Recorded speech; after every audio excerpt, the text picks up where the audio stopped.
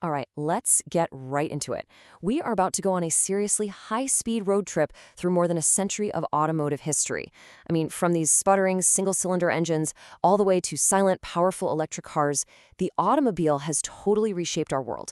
So you're going to want to buckle up because we are covering a lot of ground really fast. Right from the very beginning, the car was always more than just a machine. It was an idea, an aspiration. And this title, the best car in the world, that wasn't just some clever marketing. Nope.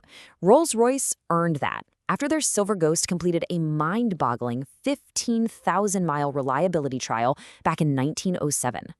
That one event proved a car could be more than just transport. It could be a symbol of absolute perfection. And what a journey it has been. Just look at this. The difference is staggering. In 1893, you have one of America's very first gas-powered cars, the Duesenberg Motorwagen, and it topped out at a brisk 12 miles per hour. Fast forward to today, and the McLaren Speedtail hits 250. That isn't just an improvement. That's a complete rewriting of what is even possible. And that incredible leap, well, that's the story of the car itself. But here's the thing. The car's first real revolution wasn't about speed, not at all. It was about access. This is the story of how the automobile went from being a plaything for the super wealthy to an essential tool that would change society for millions and millions of people. Man, those early years were just a frenzy of innovation. You've got Karl Benz and Gottlieb Daimler, who basically independently create the first automobiles in 1885. By 1893, Benz's Victoria model introduces pivoting axles, which was a huge deal for steering. Then, in 1901, the Daimler 35-horsepower car comes along and just sets a whole new standard for how a car should look and work. But then in 1908, the car that would change everything arrived. And here's a great little piece of history for you. That game-changing Daimler car, it needed a catchier name. So an entrepreneur, a guy named Emil Jelinek who'd ordered a bunch of them, renamed the whole line after his 11-year-old daughter, Mercedes. The name was an instant hit, and just like that, one of the most famous brands in automotive history was born. And that car that changed everything? Well, it was the Ford Model T. It wasn't the fastest car. It certainly wasn't the most luxurious. But it was, without a doubt, the most important. This is the car that literally put the world on wheels. Just get a load of this number. Over 15 million of them. To put that into perspective, by 1918, half of all the cars in the entire United States were Model Ts. This wasn't just mass production. This was the birth of mass mobility. For the very first time, an ordinary person could travel beyond their own town, find work miles from home, and connect with the world in a way that was completely unimaginable before. So how on earth did Ford do it? Well, the Tin Lizzie, as they called it, had a few tricks up its sleeve. It used this really strong but light vanadium steel, which made it incredibly tough for the awful roads they had back then. The design was simple, with a groundbreaking single-block engine, and, of course, most famously, Ford streamlined the assembly line, right down to the paint.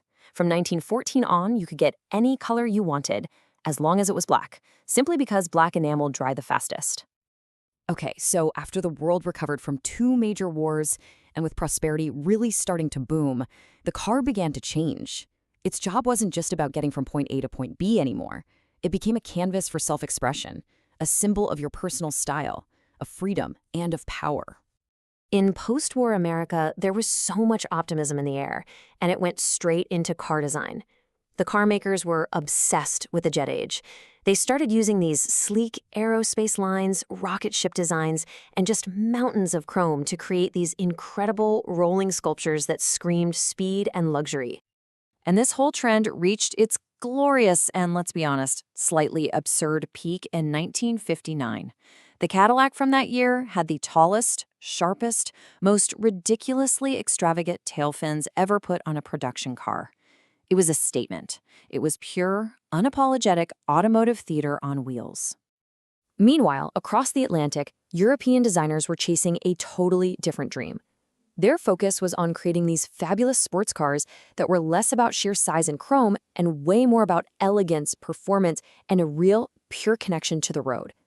Cars like the Jaguar E-type, they weren't just machines. They were designed to stir your soul. All right, fast forward to the 1980s, and the game was changing yet again. The rise of the Japanese auto industry created this fierce three-way battle for global dominance between America, Europe, and Japan. And this competition, it would force absolutely everyone to get better and to do it faster. Now, before this new challenger really hit the scene, European makers had already mastered a different kind of engineering brilliance: radical simplicity and efficiency. And nothing embodies this better than the Volkswagen Beetle's engine. It was cooled by air, not water, and its rugged design was this marvel of minimalism that reliably powered over 21 million cars. It was a philosophy of doing more with less, and that idea would soon be taken to a whole new level. So what happened? Well, this fierce global competition was fantastic for us, the consumers. The Japanese focus on quality, on relentless reliability, and manufacturing efficiency, it forced American and European car makers to completely raise their game. As they all fought for our money, cars just got safer, more comfortable, and packed with features that used to be considered total luxuries. This brings us pretty much to the modern era, where all these new demands for safety, for efficiency, for just everyday versatility forced designers to completely erase the traditional lines between sedans, wagons, and off-roaders. And the result of all that blurring? The crossover. And it completely took over the world. This wasn't just a new model, it was a whole new philosophy. It blends the high, commanding driving position of an off-roader with the comfort and fuel efficiency of a family car. This do-it-all formula was the perfect match for the demands of modern life. And that's exactly why these things went from a niche idea to dominating our roads in just a couple of decades. And now we're in the middle of the most profound shift in automotive history since the Model T. The internal combustion engine's century-long reign is coming to an end. We are watching, in real time, the complete reinvention of the car for an electric age. This revolution didn't just happen overnight. It started with a really crucial stepping stone: the hybrid. Early pioneers like the Honda Insight introduced this pretty radical idea: combine a gas engine that everyone knew with an electric motor. It wasn't just about saving fuel. It was about easing the entire world into the concept of electric power, but in a package that people already understood. And today, that transition is in full swing. All electric cars, like the Jaguar I-Pace, have proven that you don't have to sacrifice performance or style to be efficient. With zero tailpipe emissions, seriously thrilling acceleration, and a practical range of nearly 300 miles on one charge, the electric car has well and truly arrived.